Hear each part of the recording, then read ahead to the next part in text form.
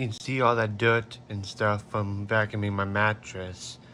I mean, I know you can't probably see this very well, but there's a lot of dead skin cells and, probably some dust mites and stuff. So every now and then, like every 2 weeks or so, vacuum your mattress. Like when you change the beds off your sheets and wash the mattress cover thing.